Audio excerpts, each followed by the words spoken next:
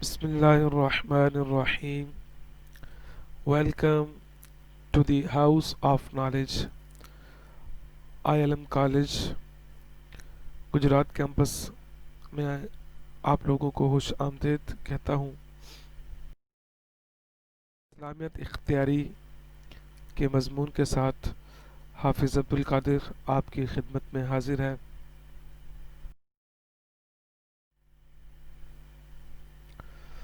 अज़ीज़ तलबा, सबसे पहले हम अपने गुज़श्ता टॉपिक को थोड़ा सा डिस्कस करते हैं कि हमने अपने प्रीवियस लेक्चर के अंदर क्या कुछ डिस्कस किया था।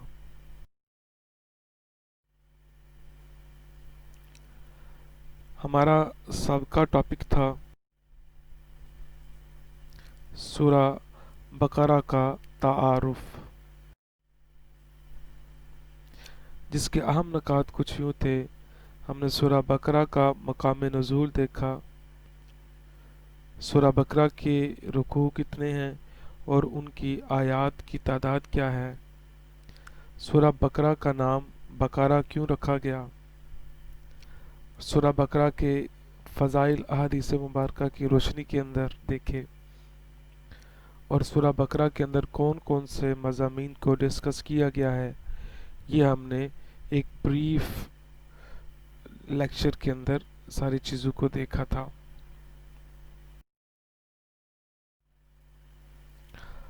अज़ीज़ तलबा, आज का हमारा टॉपिक है सूरा बकरा का तर्जुमा व तशरी, आयत नंबर 1 से लेकर 2 तक। पहली 2 आयत का तर्जुमा और तशरी हम देखेंगे। जैसा कि मैंने आपको पहले लेक्चर के अंदर बताया था कि कुरान हकीम के अंदर जो सूरा बकरा है उसका तर्जुमा और तशरी और सियाको सबाक के हवाले से वजाहत पेपर के अंदर पूछी जा सकती है, तो उस क्वेश्चन को आप जहन के अंदर रखिएगा, उसी एतबार से हम तर्जुमा और तशरी करेंगे। इससे कबल कौन कौन से अहम नकात तशरी के अंदर आएंगे वो हम डिस्कस कर लेते हैं, थोड़े से देख लेते हैं। सूरा बकरा की आयत नंबर 1 और 2 का तर्जुमा तशरी देखेंगे। उसके बाद हरूफ मुक़त्तआत की तादाद कितनी है ये देखेंगे। हरूफ मुक़त्तआत किसे कहते हैं ये भी हम जानेंगे इस लेक्चर के अंदर। मुक़त्तआत का मानी क्या है, हरूफ मुक़त्तआत का इल्म अल्लाह ताला के अलावा किसी और को हासिल है या नहीं, ये भी हम देखेंगे। तकवा का मानी और तकवा के फ़ज़ाइल और तकवा के मरातब, ये आज के लेक्चर के अंदर हम सारी चीज़ें डिस्कस करेंगे।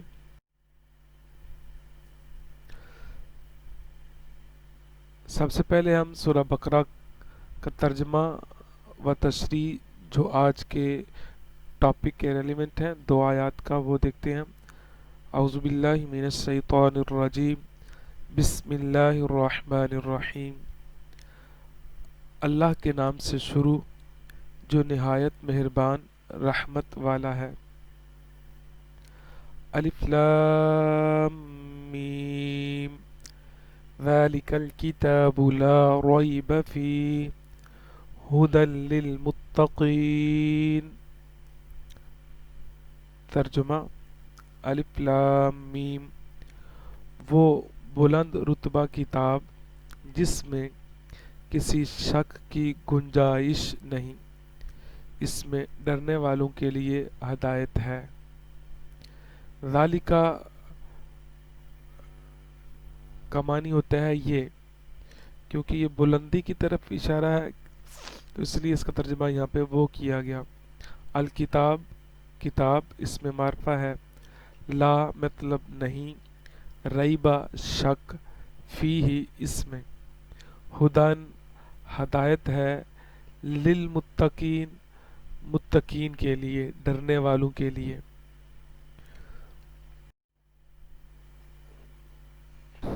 अज़ीज़ तलबा, हम तशरीह देखते हैं इन आयात की।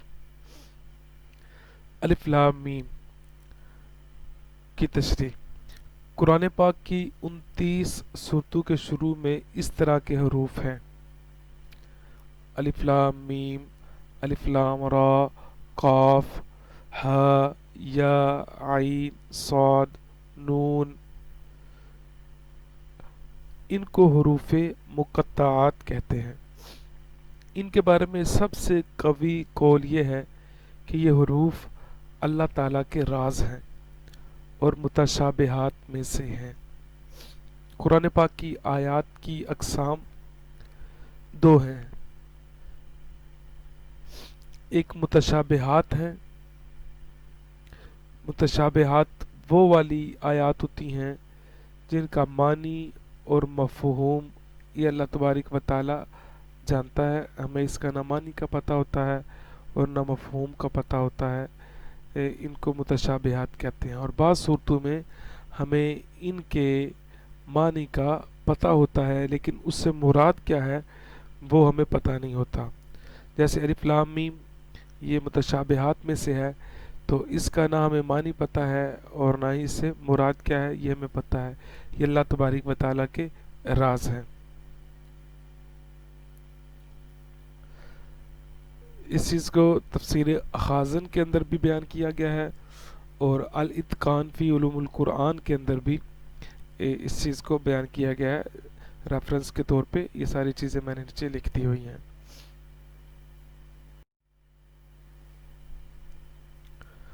حروف مقطعات کا علم اللہ تعالیٰ کے علاوہ کسی اور کو حاصل ہے یا نہیں؟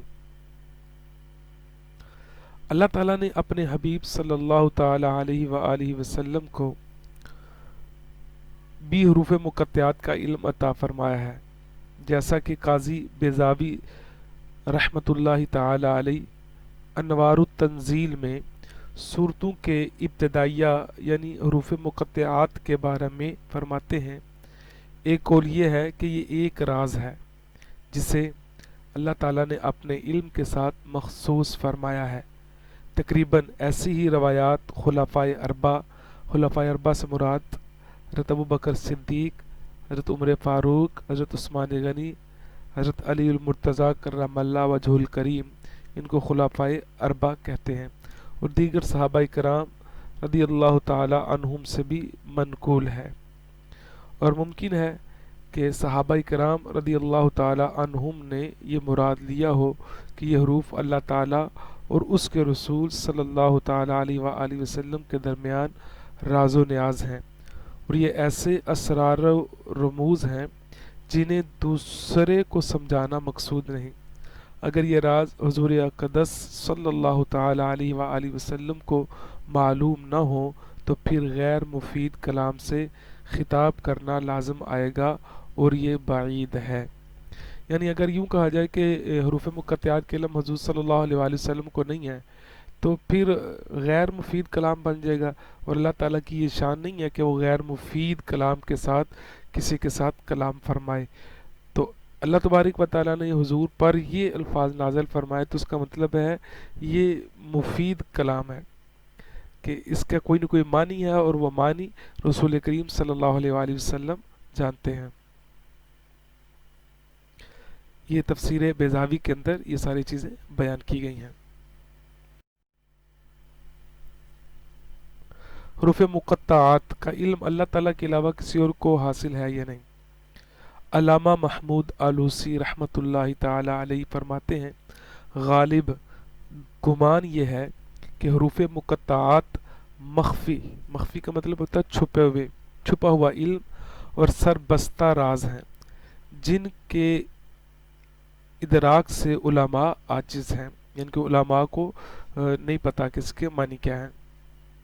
حضرت عبداللہ ابن عباس رضی اللہ تعالی عنہما نے فرمایا، خیالات اس تک پہنچنے سے قاصر ہیں کہ بندے کا خیال ان حروف کے معنی تک نہیں پہنچ سکتا۔ حضرت عبداللہ ابن عباس رضی اللہ تعالی عنہ آپ کا قول ہے۔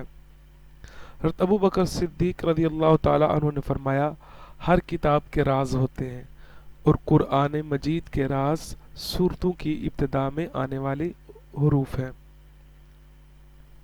امام شعبہ رحمۃ اللہ تعالی علیہ فرماتے ہیں، یہ حروف اللہ تعالیٰ کے اسرار ہیں، تو ان کا کھوج نہ لگاؤ، کیونکہ رسول اللہ صلی اللہ تعالی علیہ وآلہ وسلم کے بعد ان کی معرفت آپ صلی اللہ علیہ وآلہ وسلم کے علوم کے وارث اولیاء کرام کو ہے، انہیں اسی بارگاہ سے ان اسرار کی معرفت حاصل ہوتی ہے، اور کبھی یہ حروف خود انہیں اپنا معنی بتا دیتے ہیں۔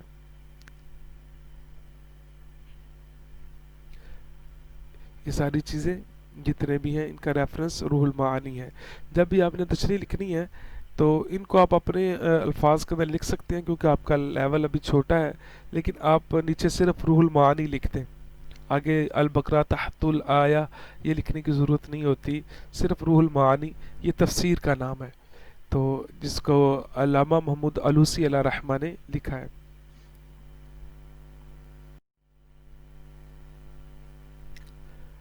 لا ریبہ فی، لا ریبہ کوئی شک نہیں۔ آیت کے اس حصے میں قرآن مجید کا ایک وصف خوبی بیان کی گئی ہے کہ یہ ایک ایسی بلند شان اور عظمت اور شرف والی کتاب ہے جس میں کسی طرح کے شک و شبہ کی کوئی گنجائش نہیں، کیونکہ شک اس چیز میں ہوتا ہے جس کی حقانیت پر کوئی دلیل نہ ہو، جبکہ قرآن پاک اپنی حقانیت کی ایسی واضح اور مضبوط دلیلیں رکھتا ہے جو ہر صاحب انصاف اور عقل مند انسان کو اس بات کا یقین کرنے پر مجبور کر دیتی ہیں کہ یہ کتاب حق ہے اور اللہ تعالیٰ کی طرف سے نازل ہوئی ہے۔ تو جیسے کسی اندھے کے انکار سے سورج کا وجود مشکوک نہیں ہوتا، یعنی کوئی بندہ اندھا ہو اور کہے کہ سورج نہیں ہے، تو اس طرح ہم یہ نہیں کہہ سکتے کہ سورج نہیں ہے، سورج ہوتا ہے۔ ایسے ہی کسی بے عقل مخالف کے شک اور انکار کرنے سے یہ کتاب مشکوک نہیں ہو سکتی۔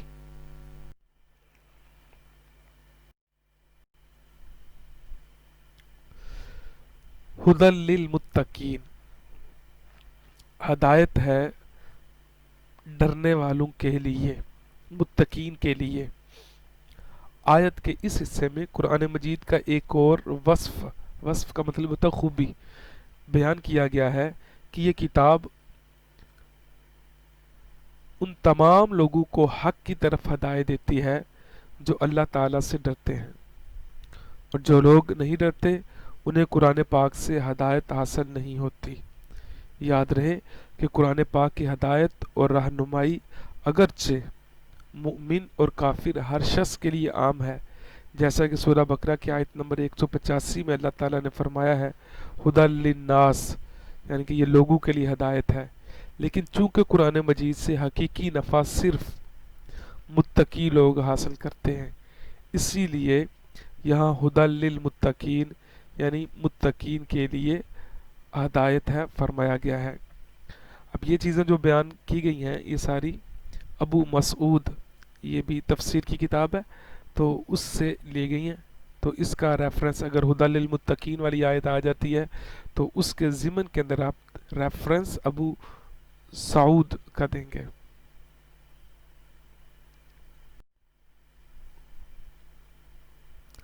تقوی کا معنی کیا ہے؟ نفس کو خوف کی چیز سے بچانا، اور شریعت کی اصطلاح میں تقوی کا معنی یہ ہے کہ نفس کو ہر اس کام سے بچانا جس سے کرنے یا نہ کرنے سے کوئی شخص عذاب کا مستحق ہو، جیسے کفر اور شرک، کبیرہ گناہوں، بے حیائی کے کاموں سے اپنے آپ کو بچانا، حرام چیزوں کو چھوڑ دینا اور فرائض کو ادا کرنا وغیرہ۔ اور بزرگان دین نے یوں بھی فرمایا ہے کہ تقوی یہ ہے کہ تیرا خدا تجھے وہاں نہ پائے جہاں اس نے منع فرمایا ہے۔ یہ بھی تفسیر کا نام ہے، تفسیر مدارک۔ تو سورہ بقرہ کے تحت تقوی کی یہ ڈیفینیشن لکھی گئی ہے۔ تفسیر خازن، یہ بھی تفسیر کی کتاب ہے، اس کے تحت بھی یہی تقوی کے معنی لکھے گئے ہیں۔ تقوی کے فضائل، قرآن مجید اور احادیث میں تقوی حاصل کرنے اور متقی بننے کی ترغیب اور فضائل بکثرت بیان کیے گئے ہیں۔ چنانچہ اللہ تعالیٰ ارشاد فرماتا ہے یا ایہا الذین آمنوا اتقوا اللہ حق تقاتہ ولا تموتن الا وانتم مسلمون، سورہ آل عمران۔ ترجمہ: اے ایمان والو، اللہ سے ڈرو جیسا اس سے ڈرنے کا حق ہے، اور ضرور تمہیں موت صرف اسلام کی حالت میں آئے۔ ایک اور مقام پر ارشاد فرمایا یا ایہا الذین آمنوا اتقوا اللہ وقولوا قولا سدیدا یصلح لکم اعمالکم ویغفر لکم ذنوبکم ومن یطع اللہ ورسولہ فقد فاز فوزا عظیما، سورہ احزاب۔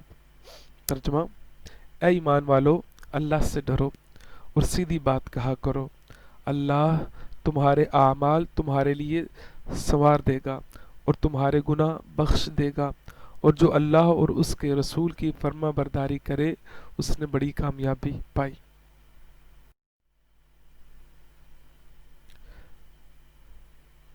اب حدیث کی روشنی کے اندر دیکھ لیتے ہیں تقوی کے فضائل چند۔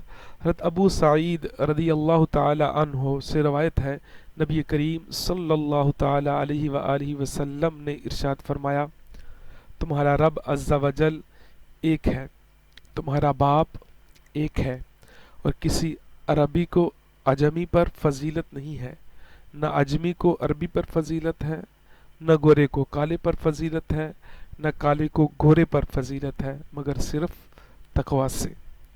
معجم الاوسط کی حدیث مبارکہ ہے یہ۔ اب معجم الاوسط یہ حدیث کی کتاب کا نام ہے۔ حضرت انس رضی اللہ تعالی عنہ سے روایت ہے، حضور پر نور صلی اللہ تعالی علیہ وآلہ وسلم نے ارشاد فرمایا، تمہارا رب عز و جل ارشاد فرماتا ہے، اس بات کا مستحق میں ہی ہوں کہ مجھ سے ڈرا جائے، اور جو مجھ سے ڈرے گا تو میری شان یہ ہے کہ میں اسے بخش دوں گا۔ یہ دارمی شریف کی حدیث مبارکہ ہے۔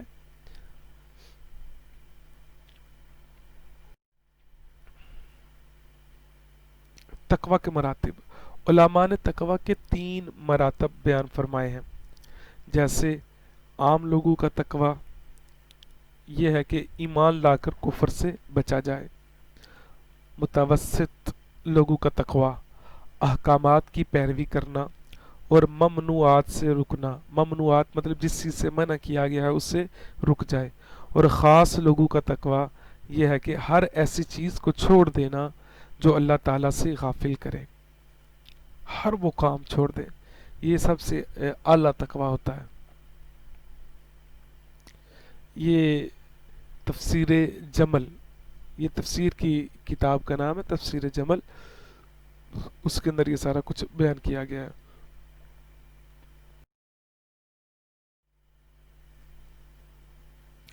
عزیز طلبہ، یہ تھا آج کا لیکچر۔ اب ہم تھوڑا سا دیکھ لیتے ہیں کہ آج کے لیکچر کے اندر ہم نے کیا کچھ ڈسکس کیا ہے۔ آج کا ہمارا ٹاپک تھا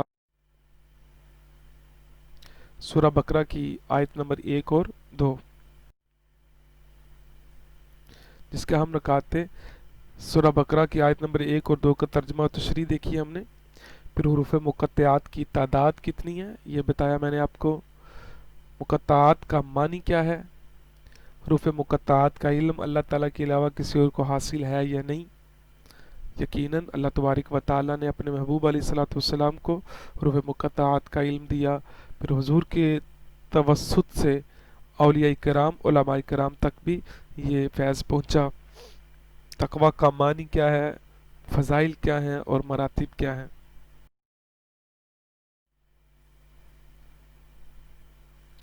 عزیز طلبہ، آج کے لیکچر کے حوالے سے اگر کسی قسم کا کوئی بھی سوال آپ کے ذہن کے اندر ہو تو آپ ضرور پوچھیے گا، کیونکہ میں اکثر کہتا ہوں اچھا سوال آدھا علم ہوتا ہے۔ سوال کیجیے گا، انشاءاللہ اللہ رب العزت آپ کے علم کے اندر اور اضافہ فرمائے گا۔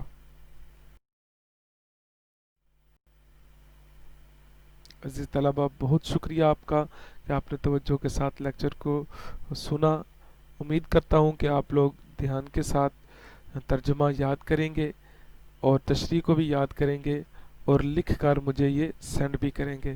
اللہ تبارک و تعالی آپ لوگوں کا حامی و ناصر ہو۔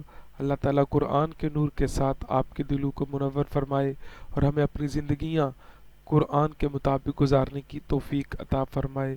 وما توفیقی الا باللہ العلی العظیم۔